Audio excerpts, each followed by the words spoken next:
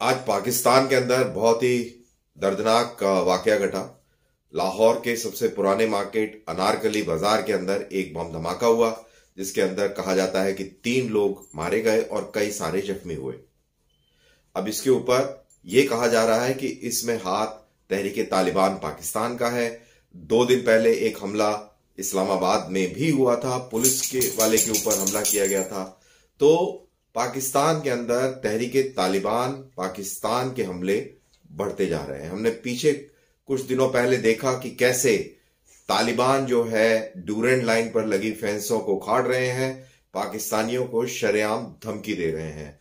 और हाल ही में इमरान खान ने पाकिस्तान की तरफ से अफगानिस्तान को पेशकश दी कि हम आपको ट्रेन्ड मैन पावर देंगे टू रन द इंस्टीट्यूशंस। और उसके बाद में पाकिस्तान के नेशनल सिक्योरिटी एडवाइजर मोहित यूसुफ का दौरा मुकर्रर कर दिया गया और ये आया कि साहब ये काबुल जा रहे हैं। तो ऑब्वियसली इसी चीज के ऊपर बात करने शायद वो जा रहे थे, लेकिन फिर एकदम से उनका दौरा रद्द हो गया।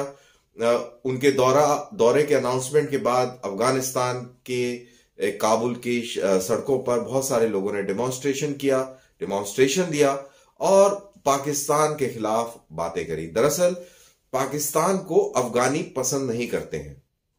अब इसके ऊपर हमने कई बार बात कर चुके हैं हम, और अफगानिस्तान के अंदर पाकिस्तान के खिलाफ एक किस्म की नफरत है, लेकिन पाकिस्तान को इतना जबरदस्त पैरानोया है, 1947 ऑनवर्ड्स ये पैरानोया है। उसको लगता है कि इंडिया अफगानिस्तान की तरफ से आके हमें घेर लेगा, तो वो इसीलिए इसको स्ट्रेटेजिक डेप्थ मानता है और वो किसी भी हालत में नहीं चाहता कि अफगानिस्तान के अंदर कोई खुद मुख्तार गवर्नमेंट हो।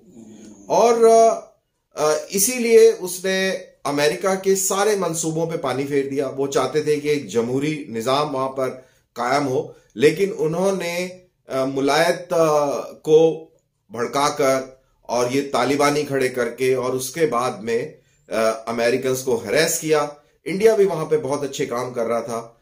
अनफॉर्चुनेटली 15 अगस्त को जब तालिबानियों ने अफगानिस्तान के ऊपर कब्जा कर लिया, काबुल में दाखिल हो गए, तो सारा अच्छा काम भी ठप हो गया और जो पूरी कवायद थी कि अफगानिस्तान को एक सिविलाइज्ड मुल्क बना दिया जाए, वो भी फेल हो गई। लेकिन ये तालिबानी जो है पाकिस्तानी मदद से काबुल पे आए थे और आम लोगों की मदद से नहीं आए थे। आम लोग वहां पर खुश नहीं है, नाखुश हैं। लेकिन इंटरेस्टिंग बात अब यह है कि अब वहां की जो तालिबानी सरकार है वो भी एंटी पाकिस्तान हो गई है। पाकिस्तान के खिलाफ उसके भी स्वर हमको सुनने आ रहे हैं। और हाल ही में इनफैक्ट कल ही की बात है कि अफगानिस्तान के डिफेंस मिनिस्ट्री से रिलेटेड एक स्पोक्सपर्सन, एक मौलवी मुफ्ती है कोई, उन्होंने एक टेलीविजन के अंदर एक इंटरव्यू दिया, जिसके अंदर उन्होंने ये कहा कि पाकिस्तान के इमरान खान खुद सिलेक्टेड है आईएसआई की तरफ से, वो हमको प्रोफेशनल्स ना दिखाएं, वो हमें हमारी मदद ना करें, वो खुद अपनी मदद कर लें। उनका ये कहना था कि आप इन प्रोफेशनल्स को अपने मुल्क में इस्तेमाल कर लें, जिससे कि आप एफएटीएफ की ग्रे लिस्ट से बाहर निकल आए और आईएमएफ के जो लोन ले रहे हैं उनसे आप निजात पाएं। उनका यह भी कहना था, उन्होंने एक पाकिस्तानी मौलवी पॉलिटिशियन का हवाला देते हुए कहा कि पाकिस्तान जो है अब तबाही की कगार पर खड़ा है।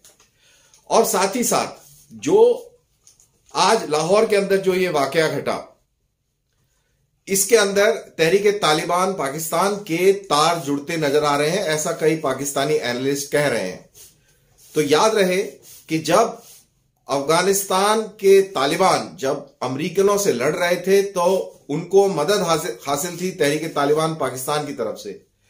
और सबसे पहला काम इन लोगों ने जब काबुल के ऊपर अपनी सत्ता जमाई, जैसी सत्ता को हथियाया, सबसे पहला उन्होंने काम किया कि तहरीके तालिबान पाकिस्तान के आतंकियों को रिहा किया। तकरीबन 5000 ऐसे आतंकियों को रिहा किया गया।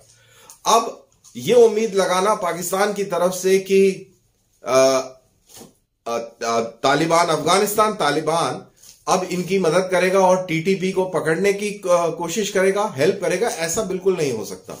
क्योंकि ये बिल्कुल हाईली रेडिकलाइज्ड तंजीमें हैं और ये मौलवियत लाना चाहते हैं, शरिया लाना चाहते हैं, कॉमन कॉज है और उनको पाकिस्तान की डेमोक्रेसी फूटे आग जिस किसी भी रूप में है, वैसे तो शैम डेमोक्रेसी है लेकिन जिस किसी भी रूप में है उनको वो पसंद नहीं आती। हमने लाल मस्जिद के मुफ्ती को भी देखा कि कैसे उन्होंने तालिबान का झंडा लगा दिया। तो पाकिस्तान के अंदर कहा जाता है कि बहुत सारे स्लीपर सेल है तहरीक तालिबान पाकिस्तान के, जो धीरे धीरे वो एक्टिवेट हो रहे हैं और पाकिस्तान के अंदर अब जंग आ चुकी है। और ऐसा शेख रशीद कह रहे हैं जो उनके इंटीरियर मिनिस्टर है कि अब the war has come the centre of Pakistan. तो ये एक बहुत बड़ा इशू है और जैसा हमने पिछले महीनों में देखा कि कैसे तहरीके लब्बैक के लोग सड़कों पे आए, मुजाहरे करे, पुलिस वाले मारे, फिर उसके बाद में कैसे सियालकोट में एक निर्दोष श्रीलंकाई को जिंदा मार के जला दिया गया, उसके साथ सेल्फियां ली गई।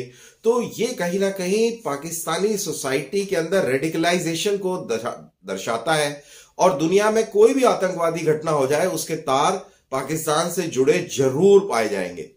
अभी 2 दिन पहले टेक्सास के अंदर जो हॉस्टेज क्राइसिस हुई उसके अंदर भी जो शख्स जो ये कार्रवाई कर रहा था बरतानवी सिटीजन था लेकिन पाकिस्तानी मूल का था, तबलीगी जमात का था, उसके भी तार पाकिस्तान से ही जुड़े पाए गए। तो पाकिस्तान को यह समझना चाहिए कि जो उसने खेती अभी तक बोई है, उसको खाद दिया है, पानी दिया है, अब वो खेती जो है वो जहर की खेती है, उसका असर अब खुद पे भी होगा। ये वही सांप है जिनको हिलरी क्लिंटन ने कहा था कि अगर अपने बैकयार्ड में आप इनको पालेंगे और ये उम्मीद रखेंगे कि वो आपके पड़ोसियों को डसें तो ये आपकी गलत फहमी है, वो आपको एक दिन जरूर डसेंगे। और ये स्थिति अब पाकिस्तान के अंदर हो चली है। अब सवाल ये होता है कि पाकिस्तान इस स्थिति को कैसे झेलेगा, कैसे इसको टैकल करेगा। एक तो तरीका है हार्डकोर मिलिट्री ऑप्शन कि आप सर्च ऑपरेशंस शुरू कर दें, खैबर पख्तूनख्वा में कर दें, आप बलूचिस्तान में कर दें, कराची में कर दें, लाहौर, इस्लामाबाद, सियालकोट, इन सब जगहों पे सर्च करना शुरू कर दें और एक प्रोएक्टिव स्टैंस लेते हुए आप इन स्लीपर सेल्स को इलिमिनेट कर दें। तो ये एक बहुत बड़ा एक आपको ऑपरेशन प्लान करना पड़ेगा और अगर ऐसा करेंगे तो हो सकता है कि पूरा जो बैलेंस है पाकिस्तान का वो बिगड़ जाए, क्योंकि याद रहे कि 60% of the Pakistan is highly radicalised. अब ये कहां से आंकड़े आए हैं ये हमें नहीं मालूम, लेकिन ये बात चर्चा में जरूर है कि 60% पाकिस्तानी रेडिकलाइज्ड है, बल्कि मैं तो कहूंगा कि शायद 80% पाकिस्तानी रेडिकलाइज्ड है। इंडिया की दुश्मनी को लेकर, इंडिया से जो पैरानोया है इनको, उसके चलते वो मेरे ख्याल से अब इनको भी सताने लगेगी। क्योंकि अभी तक तो ये कहते रहे कि इंडिया जो है गनी सरकार, कारजाई सरकार के साथ हाथ मिलाकर और पाकिस्तान को परेशान कर रही है ड्यूरेंट लाइन की तरफ से। और उनका यही कहना था, पाकिस्तानियों का हमेशा कहते थे कि टीटीपी भी रॉ की स्पॉन्सर्ड है और दाइश भी है और ये भी है और वो भी है, सारी कहानियां ऐसे करके बोलते थे। लेकिन अब उनके पास में ये लॉजिक नहीं है।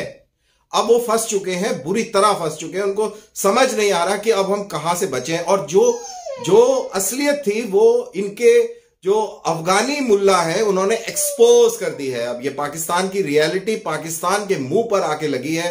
अब इसको कैसे ये निपटते हैं, ये सॉफ्टली इसको डील करते हैं या हार्ड ऑप्शंस लेके डील करते हैं, और उसका क्या असर होगा पाकिस्तान के ऊपर, ये देखना दिलचस्प होगा।